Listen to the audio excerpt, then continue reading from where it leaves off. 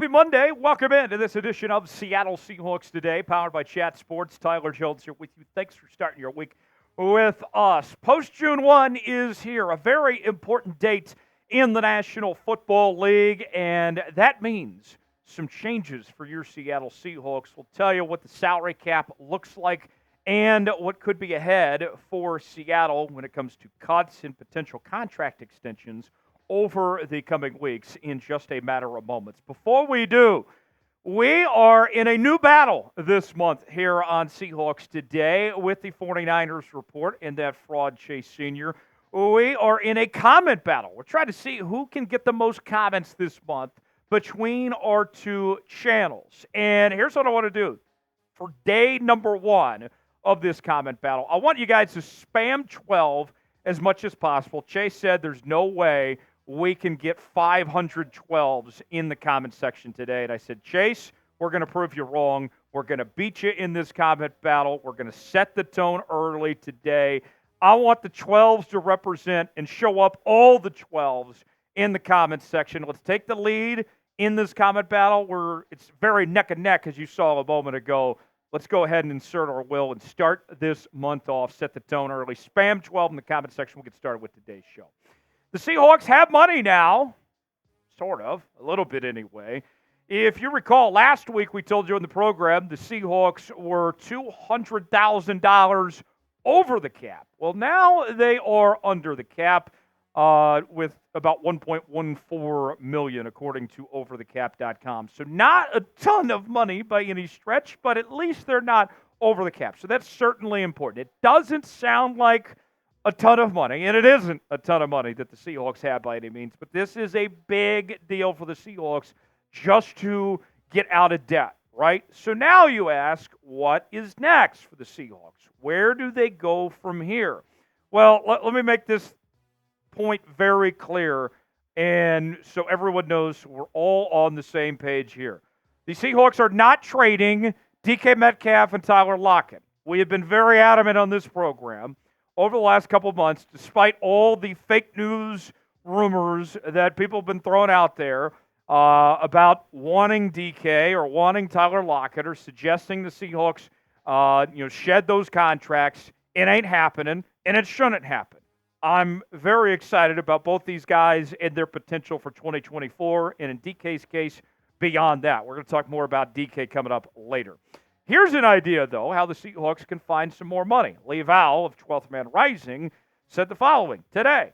Currently, Seattle is barely over the cap, according to overthecap.com, at $1,141,000. This is 31st in the league. There are a couple of cut candidates, Darrell Taylor and John Rhattigan, who, if they are released, would open up $6 million.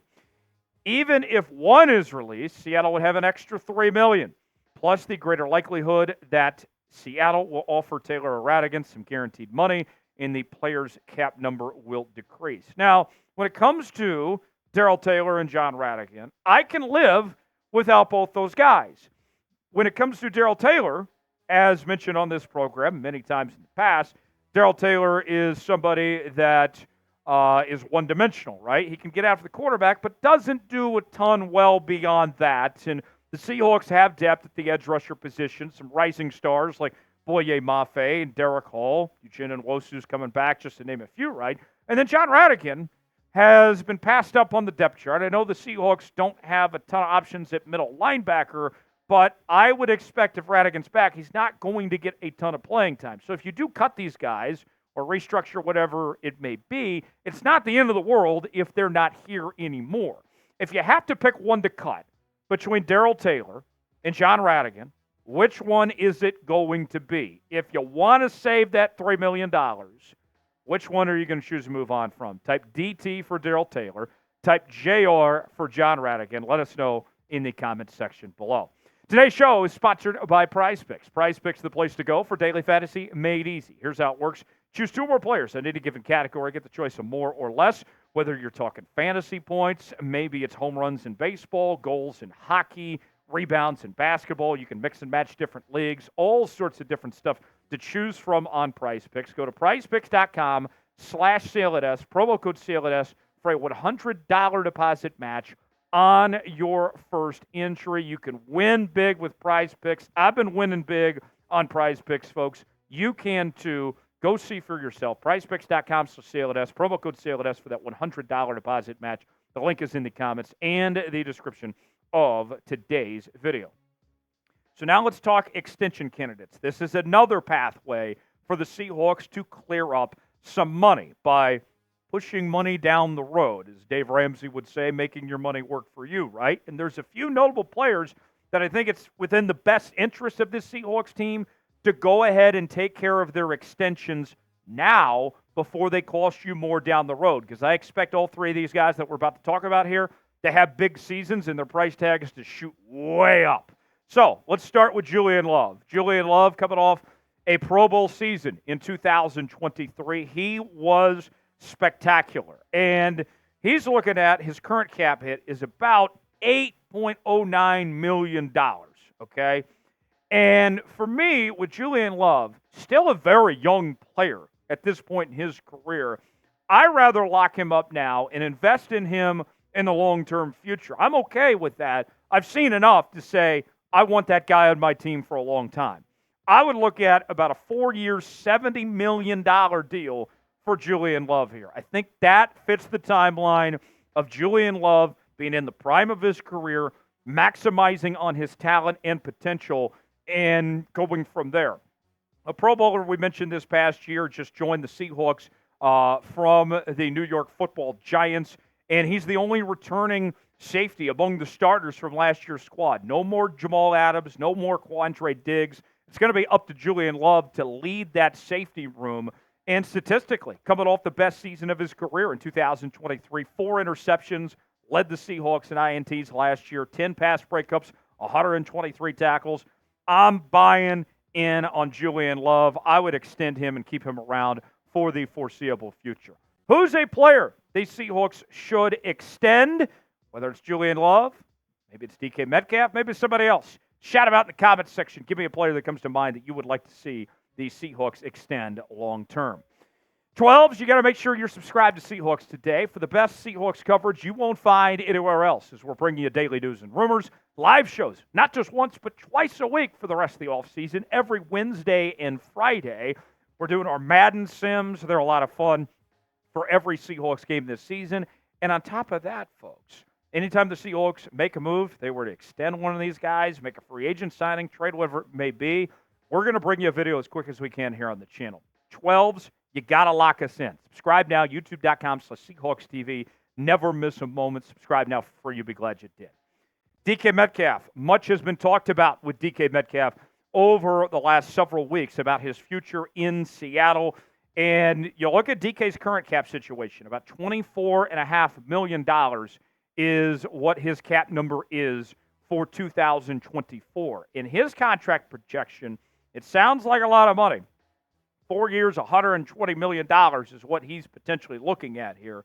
But with the way the receiver market is going, with the money we saw Justin Jefferson just get paid, St. Brown, the Lions receiver, got paid a ton of money. Brandon Ayuk's about to get paid a ton of money.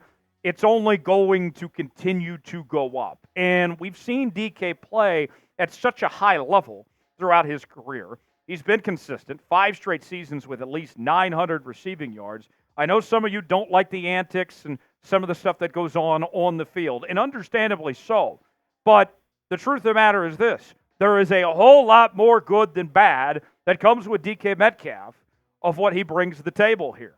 He has been at a high level really since he entered the National Football League. And last year was another terrific season, 66 catches, over 1,100 yards, 8 touchdowns. DK is the franchise player of this offense. If the Seahawks are building this offense around DK Metcalf, I would pay him that money now before it costs me more down the road. He's shown no sign that he's going to slow down anytime soon. If this is the production I'm getting for the next 4 years, I'll take it. I can live with that and pay that money for DK Metcalf. I would give him that money now, free up some money for the time being, and also doesn't cost you more down the road of having to pay DK later. And I'm not trading him. That's the decision the Seahawks have to make. Do you extend him right now, or do you trade him right now? It's one or the other. I'm keeping DK. I'm keeping him around for a long time. What would you guys do? Would you extend, or would you trade DK? Chime in the comment section. Let us know what you think. Now, this one may come as a surprise because of how early we're talking about this. But Boye Mafe, coming off his second season in the National Football League, I'm already thinking extension with Boye at this point. And let's throw the numbers at you here, folks. This is going to be a little eye-popping, so bear with me here.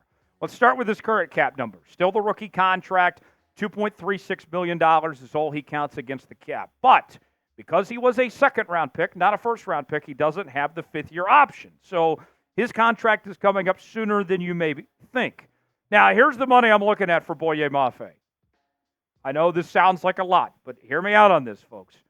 4 years, $76 million for the second contract for Boye Mafe. And I know it sounds like a lot of money, but this is a contract that's similar to Jonathan Grenard, who just got paid this offseason. And you look at the statistics, Mafe and Grenard are very similar in production. Mafe, much like we talked about with the other guys, another big season ahead, and his price tag is going to go up even further. So I'm looking at this with Boye. I've seen enough. Led the Seahawks in sacks last year, set the franchise record for consecutive games with sacks.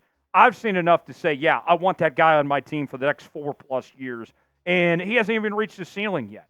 Leading this team in sacks last year, being the guy, being the pass rusher, and not to mention, we haven't seen him in Mike Macdonald's system yet. And we know what Mike Macdonald has done with these pass rushers in the past. I have no reason to think that Boye Mafe is going to slow down, that his play is not going to continue to elevate and become one of the best pass rushers in the National Football League. I'm all in on Boye. Are you all in on Boye Mafe? You willing to throw $70+ million at him already?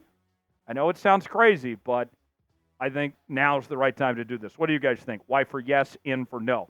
Thanks for joining us here on Seahawks Today. Follow me on X, formerly known as Twitter, at Tyler Jones Live. The show never stops there. I'll see you next time here on Seahawks Today.